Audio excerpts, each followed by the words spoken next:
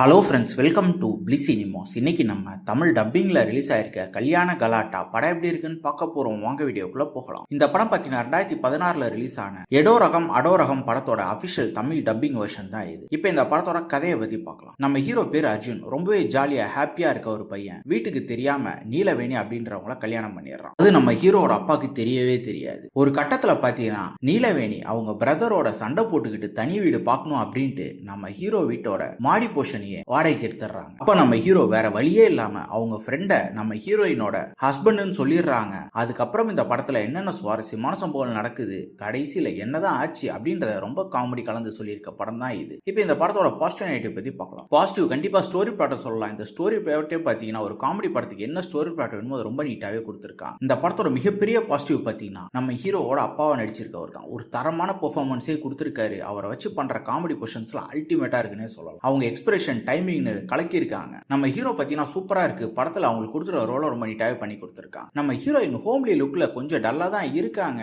அவங்களுக்கு மாடர்ன் தான் ரொம்ப செட் ஆகுது. அந்த போர்ஷன்லாம் கொஞ்சம் அடி வாங்குற மாதிரி தான் இருக்கு. படத்தோட காமெடி போர்ஷன்ஸ்லாம் ரொம்ப நீட்டாக ஒர்க் அவுட் ஆயிருக்கு. குறிப்பா ஃபர்ஸ்ட் ஹாஃப்ல சொல்லி ஆகணும். ரொம்ப நீட்டான ஒரு காமெடி போர்ஷன்ஸ்லாம் வச்சு ஒரு ட்விஸ்டோட இன்ட்ரோல் பிளாக்ல முடிக்கிறாங்க. டெக்னிக்கல் ஆஸ்பெக்ட்ஸ்ல படம் சவுண்டாவே இருக்கு. சினிமோட்டோகிராஃபி, சவுண்ட் எஃபெக்ட்ஸ், பிஜிஎம் எல்லாமே நல்லாவே பண்ணி கொடுத்துருக்காங்க. ஸ்கிரீன் பிளேஸ் பார்த்தீங்கன்னா நான் ஆல்ரெடி சொன்ன மாதிரி ஃபர்ஸ்ட் ஹாஃப் பொறுத்தளவு அல்டிமேட்டா போகுது. செகண்ட் ஹாஃப்ல படம் கொஞ்சம் லேக் அடிக்க தான் செய்யுது. செகண்ட் ஹாஃப்ல இவங்க பெருசா காமெடியா ஒர்க் அவுட் பண்ணல. இன்னும் கொஞ்சம் பெட்டரான ரைட்டிங்ல செகண்ட் ஹாஃப் கொடுத்திருந்தாங்கன்னா இந்த படம் வேற லெவல்ல ஒரு படமா இருந்திருக்கும். இப்போ இந்த படம் ஒரு நல்ல காமெடி ஒன் டைம் வாட்சபிள் படம் தான். வேணும்னா ட்ரை பண்ணி பாருங்க. இந்த படத்துக்கு நம்மளோட ரேட்டிங் கேட்டீங்கன்னா 10க்கு 6 மார்க் கொடுக்கலாம். இன்னொரு வீடியோல சந்திக்கலாம்.